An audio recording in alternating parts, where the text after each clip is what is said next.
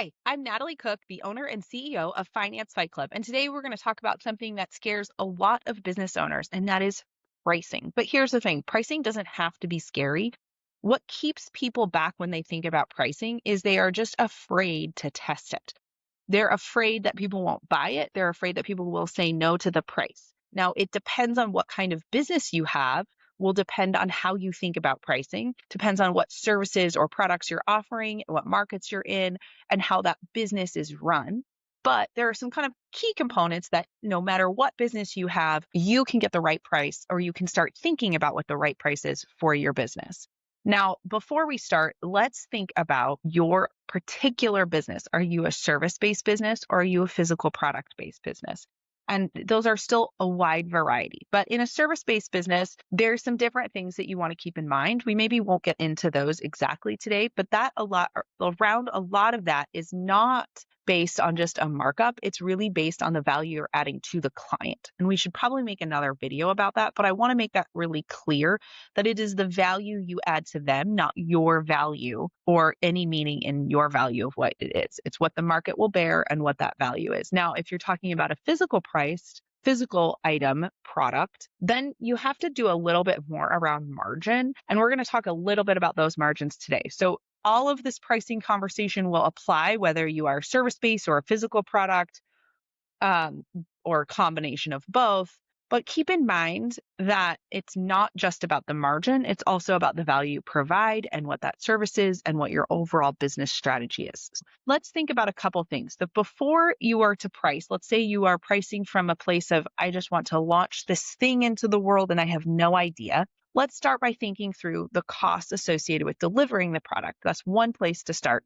Typically, that's called kind of a cost plus model. But you need to know those margins. And there's two margins I want you to think about. There's the gross margin and your contribution margin.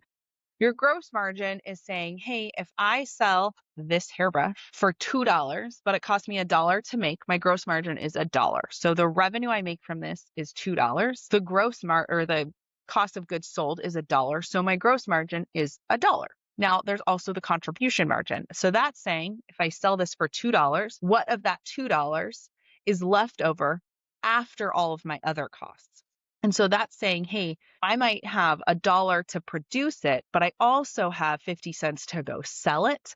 And then I have another 10 cents to operate the business and another 10 cents to do X, Y, and Z. So at the end of the day, I actually don't have any money left over for my business net income. So I might need to raise my price. So those are two margins that are going to help you think through if your price is right for your business. And that applies for all service or product-based businesses. It's typically applied more to product-based than service-based, but it's a really good metric to understand. Sometimes you can do it as simple as a fixed versus variable cost analysis. We won't get into that if that's a little technical for you, but contribution margin is something that most people are kind of give a lot of oversight to, or overlook is what I mean. Okay, so if you know your margins, then there's kind of three ways that you can think about pricing that new product. Okay, so once we know our margins, there's a couple ways that we can start to price those products. And there's three pricing models that I just want you to think through. And it doesn't mean that you need to pick one that's right for your business. It just means these are some ways that you can come about this price.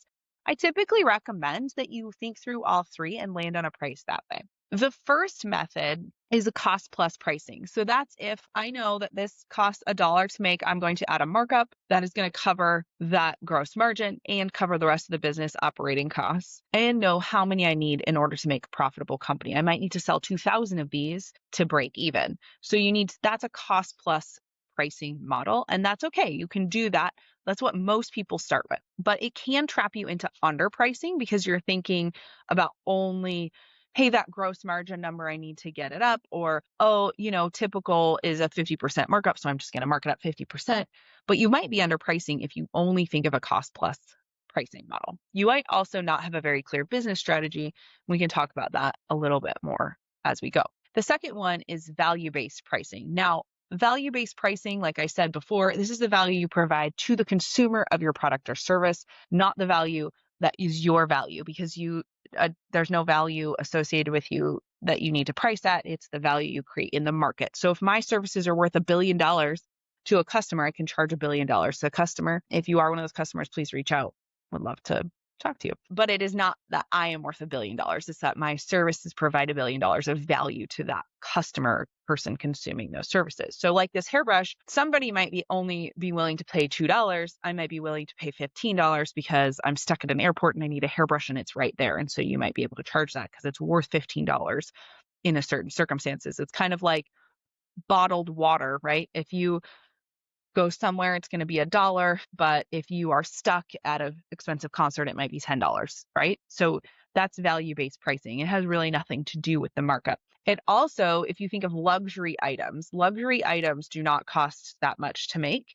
They are marked up exponentially. Typically, all those dollars are going into marketing and sales. So I would say their contribution margin, maybe a lot of that money is going into branding and awareness to build that margin. But if you look at the total cost of a luxury item, I don't know luxury items, so it's not my thing. But let's talk about Ray-Ban sunglasses. They're not worth $80, $200. They're worth like $10. So if you think about that, they're not cost plusing. They're just saying, hey, this is what we're going to charge and people are going to pay for it because it's worth it to them. Competitive pricing. So this is another thing that you want to do all three of these. And again, this is one can be really tricky when you're launching a new product or service that you don't know about because it's really hard to get this data. But competitors, what are your competitors charging? If all of the CFOs in my industry raise their prices, it's great for me, right? Because I can raise my prices or I can capture a market and stick at that lower rate. So it's wonderful for me to know what all the other CFOs are charging, just like it's wonderful to know what all the hairbrushes are selling for in all of the markets, because then you can say, hey, we can price kind of somewhere in between or lower, or ours is really great, so we can just brand it better to be at a higher end. Also note, the tricky part with competitive pricing is that you might say, oh, that service provider is only charging $1,000 for this service. I should charge $1,000, but in reality, they're underpriced. So you need to be cautious with competitive pricing, do your research, understand it, but don't necessarily follow exactly. You still need to know your margins to know if you're making enough for your business. Now, there is no one pricing method that is going to make your business successful. You need to use all three. You need to know those margins. This is why it gets so tricky. But let's go back to kind of the example we're talking about, but you're launching this brand new product into the market. Maybe it's not new, but it's new for you, like you've never launched it before. So when I get asked about pricing, I like to say, hey, we just have to go and test it. I think there's a lot of people that assume that because they've hired a fractional CFO or finance person to choose their price, that it's going to be this magical, perfect price. But the reality is you don't know the customers that you are selling to, what they're willing to pay until you launch it into the market. So you at some point have to just take this step and test it. And I will tell you that you're going to get it wrong, or you're going to be underpriced or overpriced, but you're just going to gather data and then you're going to continue to use that data to refine your pricing. And it is just about finding what works for your business. It is not what works for everybody else's business. It's not what works it is not about what just works. And finding the perfect method is about what works for your business specifically. It's not about what everybody else is doing.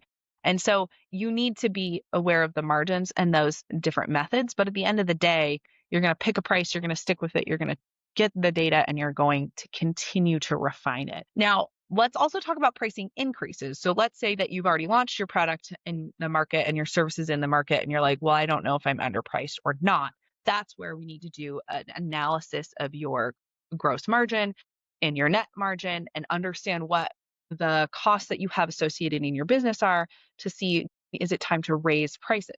Now, I will say that when we do consulting work with our CFO clients, pricing isn't something we start with. We kind of end with it, but we do it after we kind of cleaned up everything else. And so that's making sure that your operating expenses are as efficient as they possibly can be, which means that every dollar you're spending on that operating expense is kind of driving to revenue. And that can be a hard concept for people to understand. But let's say that you want to buy office supplies. Well, are those office supplies enabling you or your employees to produce more revenue? Are they making it more efficient? Are they making them more comfortable so they're more excited? Those are the types of things that we're looking at to say, okay, all of these operating expenses are justifiable. They're working, they're producing revenue. Where else can we get economies of scale? So can you build efficiency in buying a certain thing in bulk? Can you get your costs down in other areas?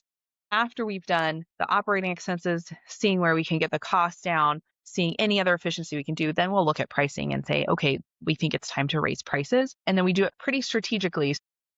There are certain times of the year where I wouldn't suggest that you just blanketly raise prices because you can. Now, if you are undercharging, then yeah, absolutely just go ahead and raise prices because you are going to help your business a whole lot by charging the right price. You're going to lose a few customers. That's okay.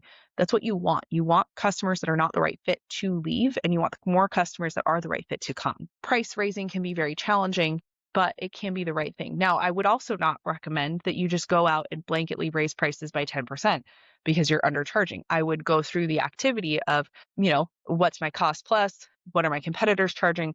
What's the value to the customers? And then align on that, as well as look at your margins and then come up with the right price for your business.